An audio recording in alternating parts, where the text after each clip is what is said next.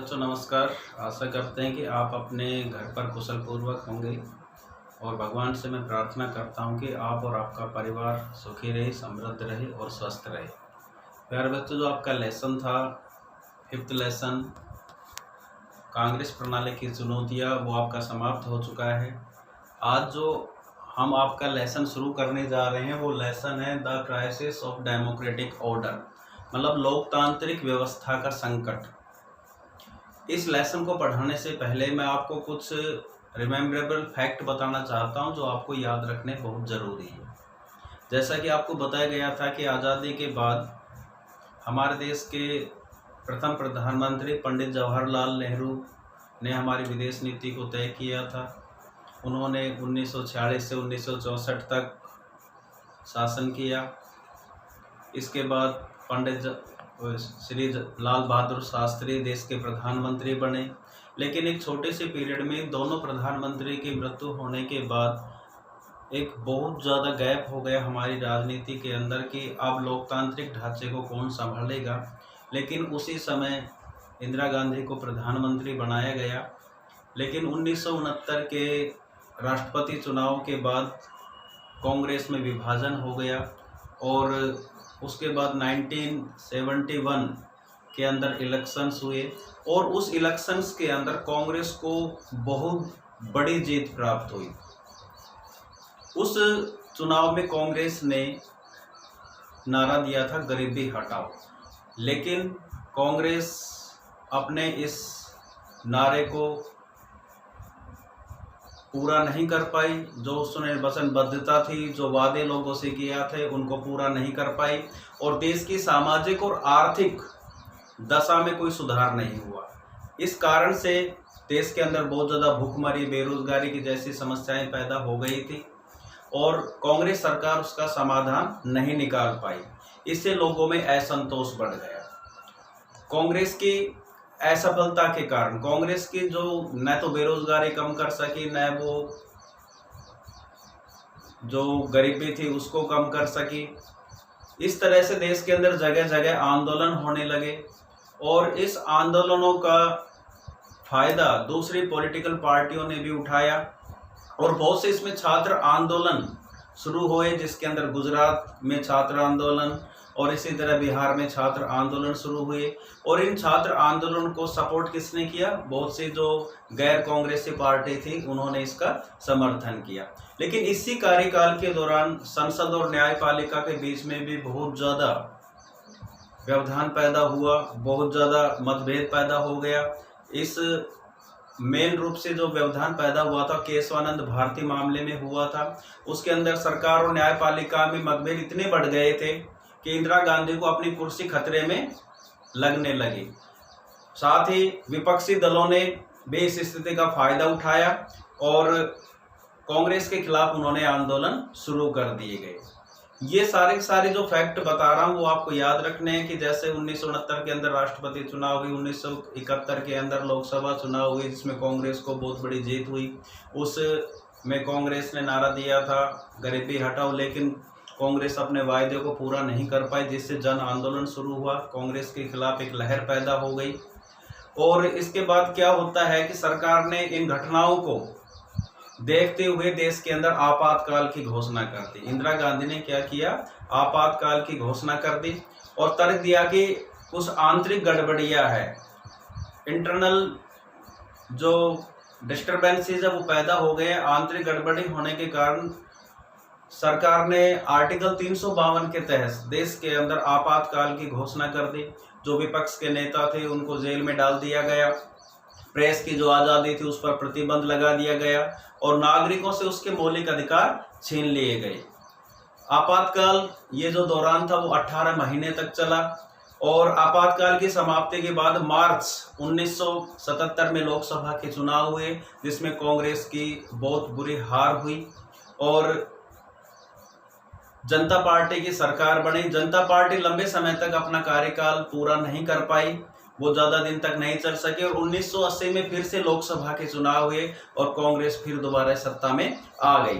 तो आपातकाल और इसके आसपास का जो जितना भी घटनाक्रम घटित हुआ था उसको हम संवैधानिक संकट के रूप में जानते हैं। तो ये कुछ स्मरणीय रिमेम्बरेबल फैक्ट है, वो आपको याद रखने हैं।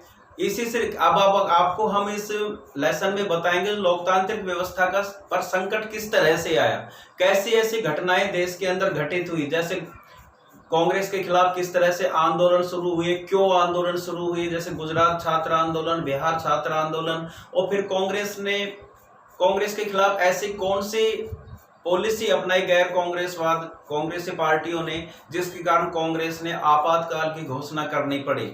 इन्हीं सभी बातों को आज हम इस लेसन के अंदर आपको बताएंगे। इसी आपातकाल की घोषणा को लोकतांत्रिक संकट के नाम से जाना जाता है, संवैधानिक संकट के नाम से जाना जाता है कि किस तरह से जो डेमोक्रेटिक इंस्टीट्यूशन है उसका हरण किया गया, किस तरह से उनको समाप्त किया गया, जितने भी डेमोक्रेटिक इंस्टीट्यूशन है सरकार ने उसको अपने हाथों में ले लिया। तो इन्हीं चीजों के बारे में हम आपको बताएंगे। तो सबसे पहले हम आपको इसमें बताएंगे कि गुजरात छात्र आंदोलन किस तरह से चला। जैसे कि हमने आपको बताया था कि कांग्रेस ने 1971 के जो इलेक्शंस हुए थे उसके अंदर नारा दिया था गरीबी हटाओ, लेकिन कांग्रेस अपने इन वादों को पूरा नहीं कर पाई, जिसके कारण से देश के बहुत से हिस्सों में आंदोलन शुरू हो गए थे। उसी में से एक आंदोलन है गुजरात आंदोलन। उस गुजरात आंदोलन के बारे में आज हम आपको बताएंगे कि वो क्यों शुरू हुआ, इस गुजरात आंदोलन के बारे में, और उसके बाद आगे जब हम बताएंगे तो बिहार आंदोलन के बारे में बताएंगे। लगभग दोनों एक जैसे ही आंदोलन थे, दोनों 1974 में शुरू हुए थे। बिहार में भी सरकार की असफलताओं के कारण दलितों की आर्थिक और सामाजिक स्थिति बहुत ज़्यादा खराब हो गई थी, बेरोजगारी हो गई थी, खाद्यान्न की कीमतें बढ़ गई थी, जिसके कारण से बिहार में भी आंदोलन शुरू हुआ था 1974 में।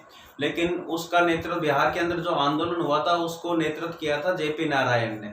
जेपी नारायण वो थे जो 1955 में राजनीति से संन्यास ले लिया था, लेकिन छात्रों के अनुरोध करने पर जेपी नारायण ने उस छात्र आंदोलन को सफल बनाया, लेकिन किस शर्त पर बनाया था कि जो आंदोलन होगा वो अहिंसक होगा और ये किसी एक क्षेत्र पर सीमित नहीं होगा, राष्ट्रीय स्तर पर इस आंदोलन को चलाया जाएगा।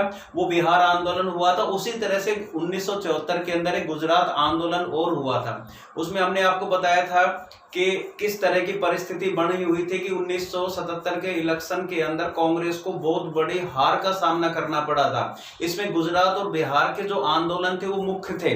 गुजरात में क्या हो रहा था उसमें आपको बताएंगे, लेकिन कांग्रेस के हार का मुख्य कारण था आपातकाल इमरजेंसी लागू करना। ये इमरजेंसी किन हालातों में लागू की जा रही थी उसके बारे में हम आपको बाद में बताएंगे। लेकिन कांग्रेस के हार में जो महत्वपूर्ण आंदोलन था वो गुजरात मूवमेंट और बिहार मूवमेंट था।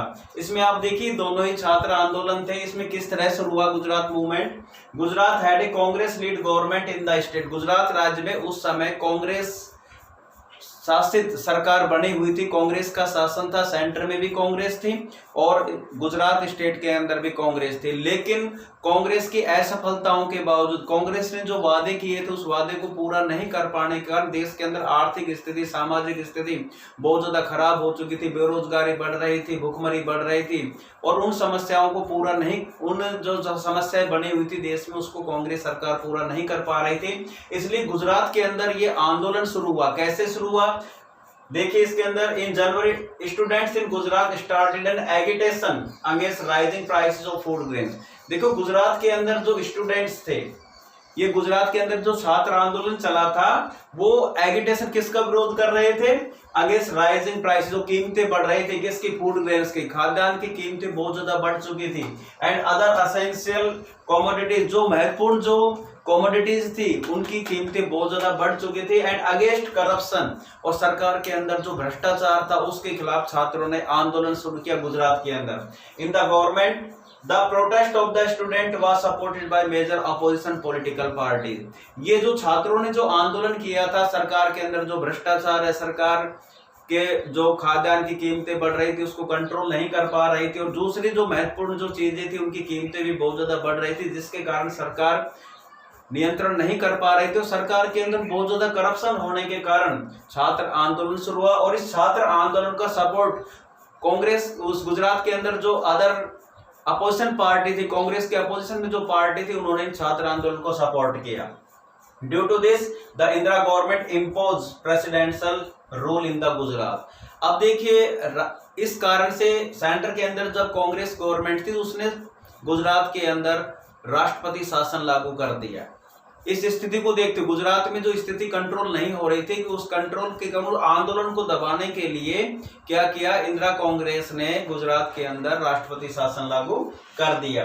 The opposition party agitated for the fresh election. अब जो विपक्षी जो पार्टियां थी जिसने छात्र आंदोलन को सपोर्ट किया था, वो क्या डिमांड कर रही थी कि गुजरात के अंदर राष्ट्रपति शासन नहीं, हमें दोबारा से इलेक्शन होने चाहिए, ये मांग कर रही थी। और इस तरह से वो सरकार का विरोध कर रही थी, क्योंकि सरकार ने वहां राष्ट्रपति शासन लगा दिया। और वहां की जो अपोजिशन पार्टी क्या डिमांड कर रही थी कि बिहार के इसमें गुजरात के अंदर फ्रेश इलेक्शन होने चाहिए। और इस फ्रेश इलेक्शन को कराने के लिए Morarji Desai that he would go on indefinite fast till the time fresh election were held in the state. Morarji Desai Gujarat के अंदर जब तक दोबारा से इलेक्शन न हो, इस कराने के लिए फास्ट अनिश्चितकालीन उपवास पर बैठ गए कि जब वो अपना उपवास तोड़ेंगे, जब गुजरात के अंदर दोबारा से इलेक्शन होंगे, तब वो अपना फास्ट को तोड़ेंगे। और जब तक फ्रेश इलेक्शन गुजरात के अंदर नहीं होंगे, तब तक वो अपने उपवास को नहीं तोड़ेंगे। तो इनडेफिनेट फास्ट पर बैठ गए, अनिश्चितकालीन भूख हड़ताल पर बैठ गए। The government due to the pressure from the students. अब गवर्नमेंट के ऊपर प्रेशर आया, दबाव बना, स्टूडेंट जो मूवमेंट थे उसका, एंड द अपोजिशन पार्टी का, और छात्र आंदोलन के द्वारा जो गुजरात की गवर्नमेंट के जो सरकार के ऊपर उसको प्रेशराइज किया छात्र आंदोलन ने। और विपक्षी पार्टियों के दबाव में आकर announce assembly election in Gujarat के अंदर विधानसभा के चुनाव की घोषणा की गई। The Congress government was defeated in the state. इस कारण से कांग्रेस कि उस स्टेट के अंदर बहुत ज्यादा हार हो गई। और इस तरह से गवर्नमेंट के खिलाफ जो प्रोटेस्ट किया गया था, जिस तरह से छात्र आंदोलन चला, और अदर पॉलिटिकल पार्टीज थी, उन्होंने बहुत ज्यादा प्रोटेस्ट किया, उनका एगिटेट किया उस सरकार का, जिसके कारण से कांग्रेस की गुजरात के अंदर बहुत ज्यादा हार हुई। और दूसरे स्टेट में भी कांग्रेस की बहुत ज्यादा हार हुई इस छात्र आंदोलन के कारण। इसके आगे हम आपको आगे बताएंगे कि किस तरह से 1975 में ऐसी कौन सी परिस्थितियां बनी। आप देखो, ये जो सारी परिस्थितियां बन रही थी, जिसके कारण से केंद्र सरकार पर बहुत ज्यादा प्रेशर था, और केंद्र सरकार को ये लग रहा था कि अब उसकी हार होने वाली है, उसकी सत्ता जाने वाली है। इसलिए बहुत से स्टेट्स के अंदर कांग्रेस की हार हो चुकी थी, और कांग्रेस को पुनर्जीवित करने के लिए, दोबारा से लागू करने के लिए जो डेमोक्रेटिक इंस्टीट्यूशन था, उनको अपने हाथों में ले लिया गया। और इंदिरा गवर्नमेंट ने देश के अंदर आपातकाल की घोषणा की। और ये आपातकाल की घोषणा किन परिस्थितियों में की, ऐसी कौन सी परिस्थिति देश के अंदर बन रही थी जिसे इंदिरा गांधी ने देश के अंदर इमरजेंसी लागू किया गया। उस इमरजेंसी के बारे में आपको हम अगले नेक्स्ट पीरियड में बताएंगे। और आज हम इसी से रिलेटेड कि ये गुजरात मूवमेंट क्या है और किस तरह से कांग्रेस की हार हुई थी, उसी के बारे में क्वेश्चंस आपको देंगे, जो आपको अपनी फेयर नोटबुक में करना है। Thank you.